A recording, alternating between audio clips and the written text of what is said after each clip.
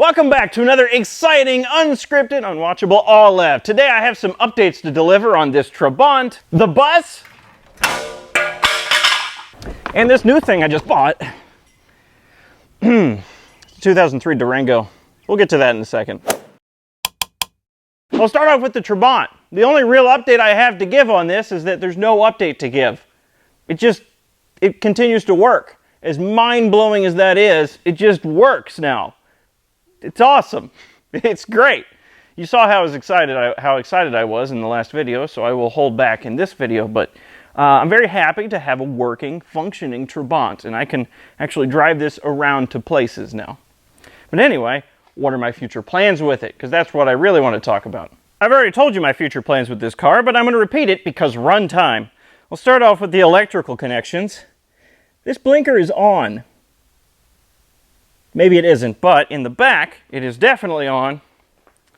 And that is not signaling anyone. Can you see it? Anyway, I need to clean up all the electrical connections because that is a danger to the people around me.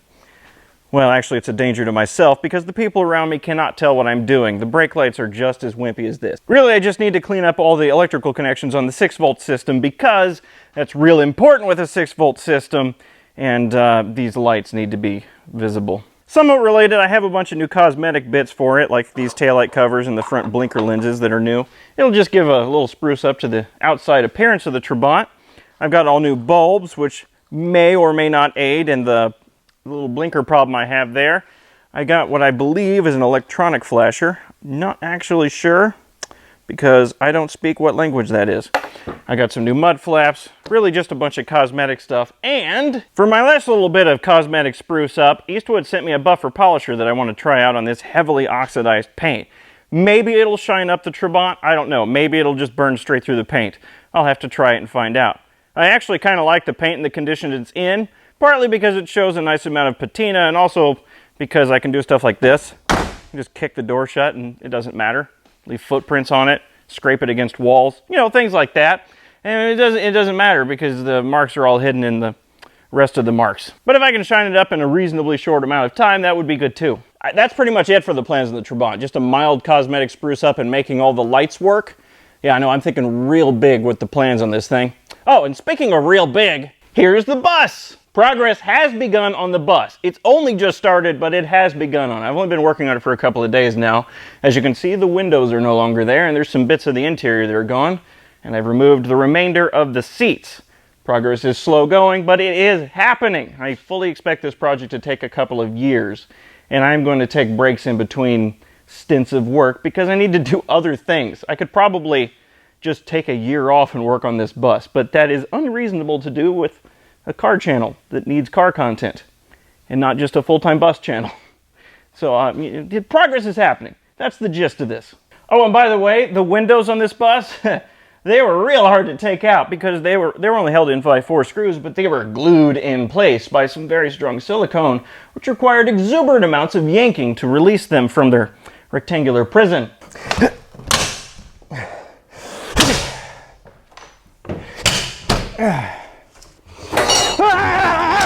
Got it. Tell you, just get really mad at it and it'll pop out. Thankfully, I'm fortunate enough to have this shop, so I'm not constrained by weather, and I can park my bus inside. This is a huge, huge, huge luxury, because this is going to take a long time, and this bus would, if I were to be working on it outside, this bus would be exposed to the elements for a very, very long time.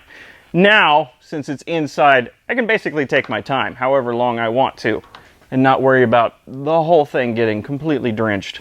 Also, the bus has developed a small diesel leak on the ground underneath the engine. I'm not really concerned about it. I was going to have everything looked at anyway by a professional diesel mechanic after the RV conversion is completed.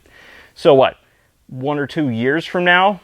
What's a little diesel going to hurt the ground? It's not. Yes, I still have the smart car, and yes, it's still for sale. And since normal sales tactics have failed to work thus far, I'm going to start using threats. If no one buys this smart car within my lifetime, I'll blow it up. Yeah, that's right, I'll get like 20 pounds of tannerite and you'll have to pick this car out of the trees. Yeah. So buy it. Please. And lastly, this is a 2003 Dodge Durango. It has a 4.7 liter V8. It's It's a Durango, and I bought it for $500. That's it. Now, why on earth would I buy a Durango like this one? Because this is wildly off norm for my channel. Well, I'll tell you why. This is the next destruction review car. Yes, that's right. This car is destined to be blown up. Of course, I'm going to do some other fun things with it before that. Many other fun things before that. But in the end, it will be blown up. If you're unfamiliar with the destruction reviews, I'll throw a link up on the screen. You can watch my 2 old ones. They were like 3 and 4 years ago.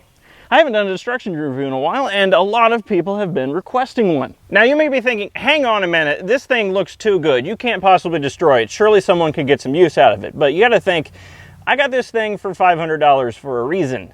It does look fine on the outside. Cosmetically, it's actually in pretty good shape. It smells a little funky in here, but it would be usable. The reason the owner of this car sold it to me for $500 is because he was going to send it to the scrapyard, because he couldn't sell this thing to someone in good conscience. If someone's looking for a $500 car, they don't need to be burdened with the repairs of fixing this $500 car. It would quickly become a $2,000 car, or probably even more, because it has so many things wrong with it. So that's why I bought a Durango, basically as a video prop. I'm not even going to bother licensing it. I do have a title for scrapping it when I'm done with it, but that's about it.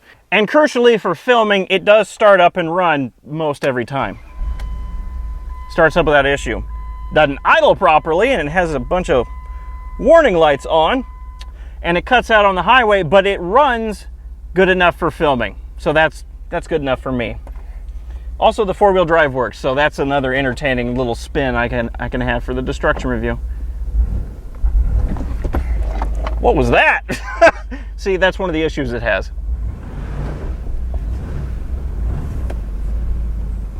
Let's give it a little rev so you can see another problem it has.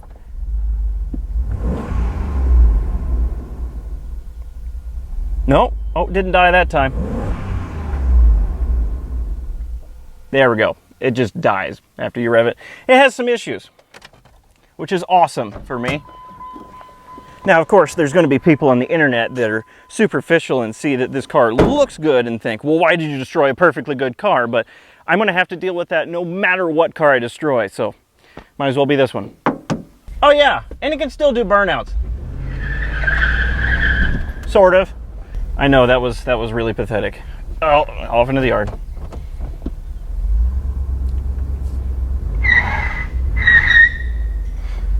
The neighbors probably think I'm completely insane. They would be right. How to make your neighbors think you're insane. Let's try a backy burnout. Is it gonna be this wheel? Oh, that was loud. Okay, the neighbors probably hate that, so I'm gonna stop now. If you have some ideas of what I should do with this Durango before the destruction review and I blow it up, let me know in the comments. I have several ideas myself, and some of which I think need to be off-roady things. But I'm sure the great collective mind of YouTube has some ideas as well. So let me know what you think. I think that'll pretty much do it for this All F. The Trabant is still here, the bus is ongoing. I've bought a Durango that I'm gonna have a lot of fun with and then murder. And that's pretty much it. So thanks for watching. And also thank you to my patrons. I'll see you next week with a real video.